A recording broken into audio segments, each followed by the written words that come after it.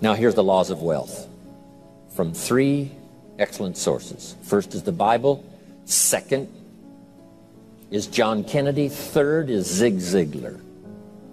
That's good company. I'm happy Zig's here today. You're going to enjoy.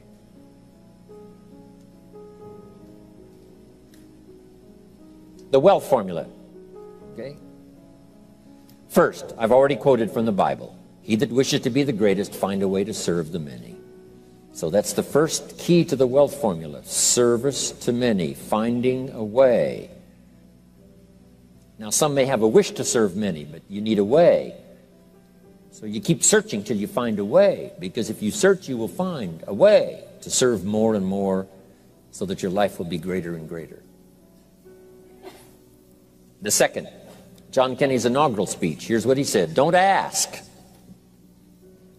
Don't we wish that was the current political philosophy?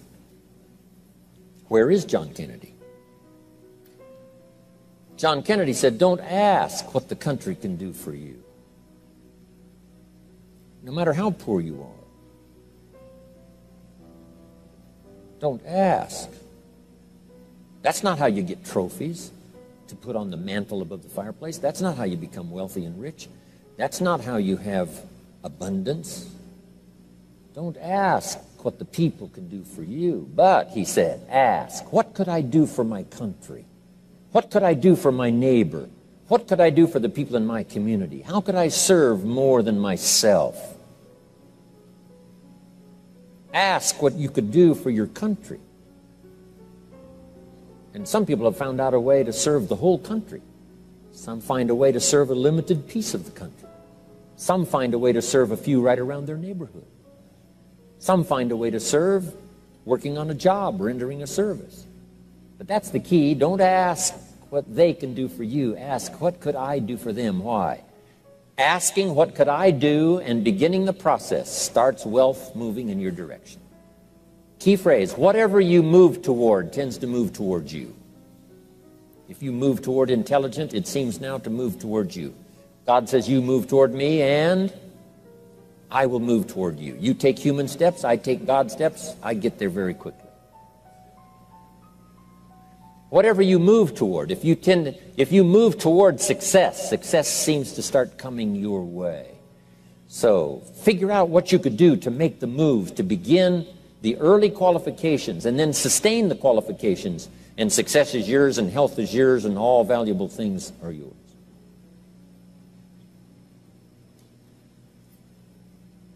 Now, the third, of course, is Zig Ziglar, and I'm going to borrow. Hopefully, he wasn't going to use it today, so I get to borrow it.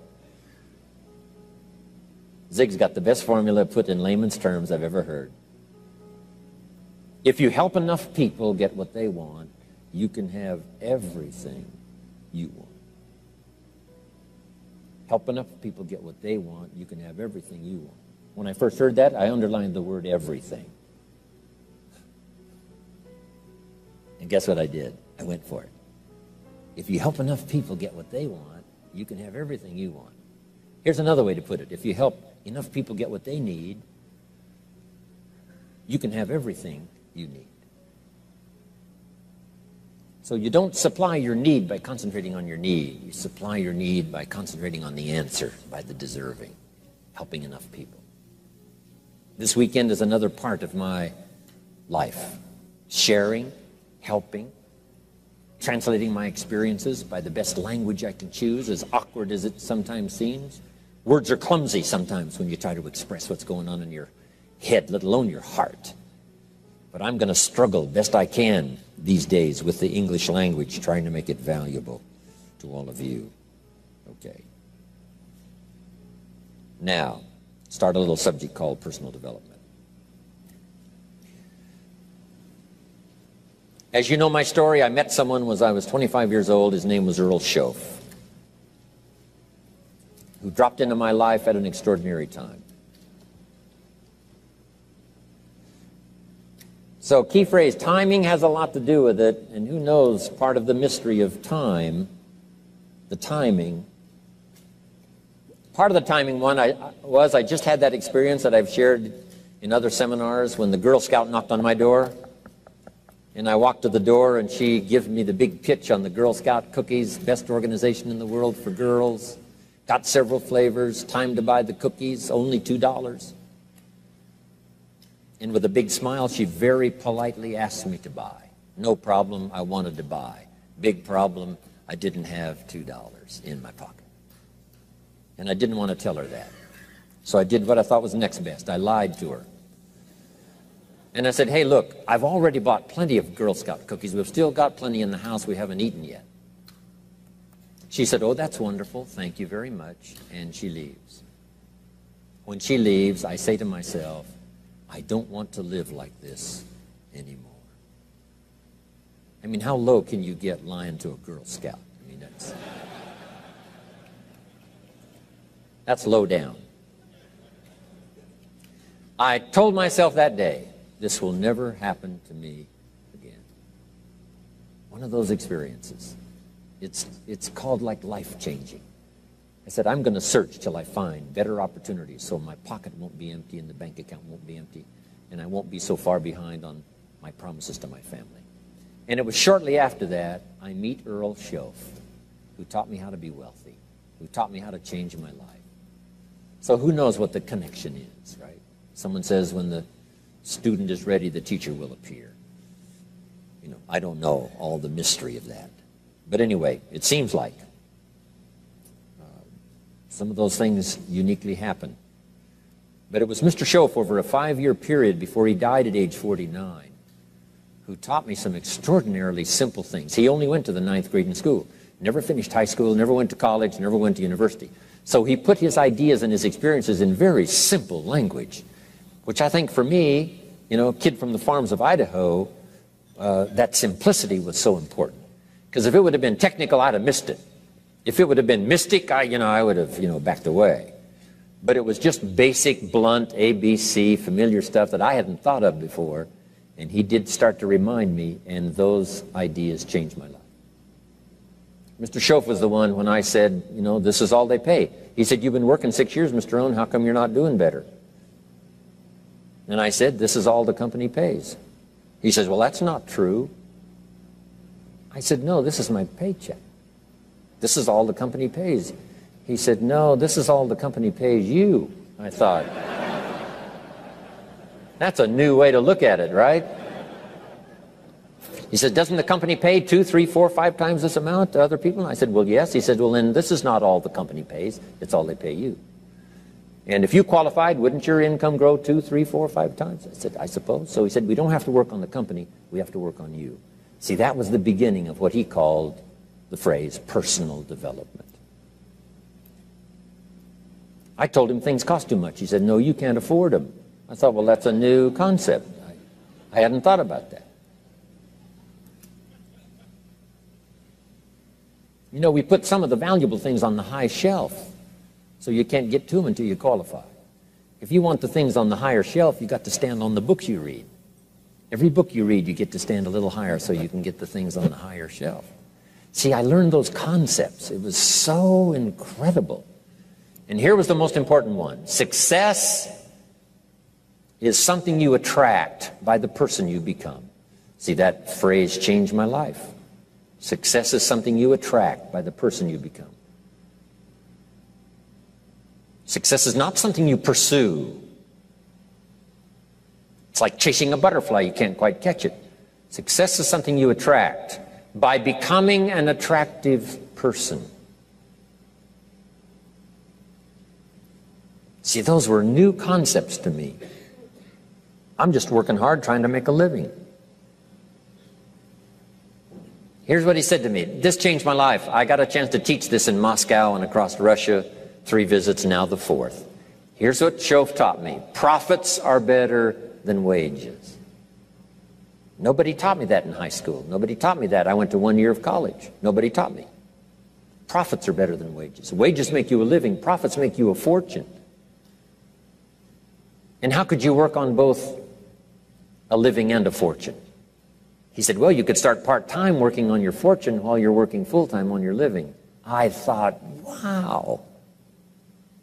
Now, he said, it's fun to get up in the morning. Not just getting up, go to work to pay the rent. but to get up to go to work to make a fortune.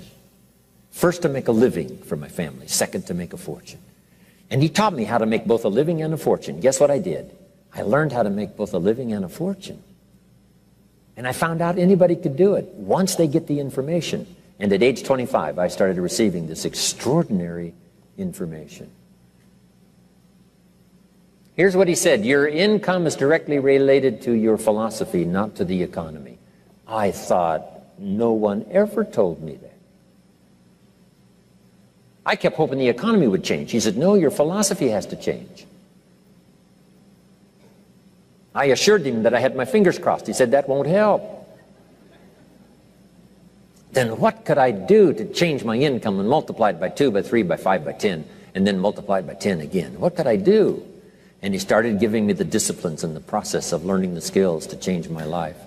This was an extraordinary man. Those were extraordinary times for me, life-changing in every manner that you can imagine, but very simple ABC concepts. Here's what I learned: not to search for the exotic until you've discovered the basic. And those basic philosophies that he shared with me during that time were life-changing, and he called it personal development. Now, in the understanding of personal development, let's go through it quickly, some notes before we take our first break. If you're okay, say, I'm okay. Okay. How many of you have one page of notes already? One page, good. Okay, jot these ideas down. First, for personal development, we must understand the law of the seasons and the lesson of the seasons, which prompted that first book, the first book of mine, Seasons of Life. Here's the phrase: life in business is like the changing seasons. Frank Sinatra used to sing, life is like the seasons. Next phrase: you cannot change the seasons, but you can change yourself.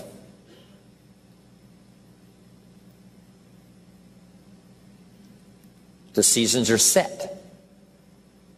As soon as we arrive on this spinning planet headed somewhere, that's the question to ask. What is the setup? First, so I can survive. Second, so I can succeed. So one of the first things to do is to learn the rhythm of the seasons. The rhythm of night and day. Day follows night. Night follows day. Opportunity follows difficulty. Difficulty follows opportunity. Recession follows expansion regularly. Expansion follows recession. Sadness follows joy. Joy follows sadness. That's called the rhythm of life. So in the seasons now, make these notes. First, learn to handle the winters. Hopefully each winter we get stronger by the process of the experience of the past winters. Learning the lessons of the past to apply to the present. In the winter you have to hang on. In the winter you have to endure. It's part of the rhythm of life. And there's all kinds of winters. Physical winters and personal winters and political winters. Communism cast a long shadow on 1/3 of the world in that long winter of despotism. About 75, 80 years it lasted. Political winters, social winters, spiritual winters, personal winters, when things don't work well. Barbara Streisand sings, it used to be so natural to talk about forever, but used to be's don't count anymore. They just lay on the floor till we sweep them away.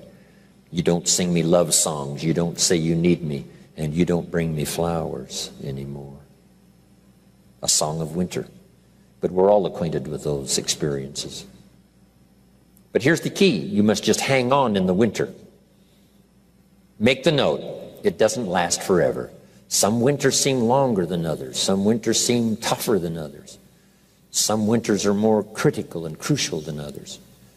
But here's the note. They will pass. The night can only be a few hours. As far as we know, there's never been a double night. And the whole key to this is, surely you can make it just a few hours. Hang on. Whether it's playing a game or whether it's an enterprise, the winters do come. Mickey Mantle, my hero back in those days of the Yankees. Wow. He used to get in the batting slump. It was tragic to watch. This is the home run king. This is the fastest man in baseball. This is one of the most accomplished players ever to play the game. But he used to have these terrible slumps when it seemed like he couldn't get a hit, or he couldn't get very many, and he couldn't hit home runs. And someone asked him one time, what do you start changing? He said, I don't change anything. He said, what do you do? He said, I wait till it's over. Right? You just keep swinging and you just keep hanging in there until finally it passes. Maybe you need a little touch of refinement, but for the most part, here's what you have to do. Endure. Because the winter finally passes and the night finally fades away and the daylight comes and the shadows flee away. So the winters we just have to handle. Here's what's next, the spring. Spring always comes. Opportunity follows difficulty. Day follows night. Here's what spring is called, opportunity. Spring is not a guarantee. It's guaranteed to come, but it's not spring that guarantees the harvest. Here's what you must do. Use the spring to your best advantage. And you've got to hurry because spring is usually not very long. The short season of spring reminds us of urgency. If you want a full harvest, come harvest time, you've got to take advantage, but you must do it quickly. Spring is the opportunity to meet someone. Sometimes you have to do it quickly. Here's a person, you say, it'd be nice to meet that person, but before you get a chance to say hello, they're gone. In space language, we call it window of opportunity. If the rocket doesn't launch and if the spacecraft doesn't go in an appointed time, it's got to wait for another cycle of times. If you don't get it planted this spring, you've got to wait for another cycle of seasons before you have another chance. So, the urgency of spring. Life is brief, so take advantage of every spring you can get for your lifetime. The Beatles wrote, life is very short. And for John Lennon, it was extra short. For Michael Landon, it was extra short. For my dear business colleague, Mark Hughes, it was extra short. He died at age 44.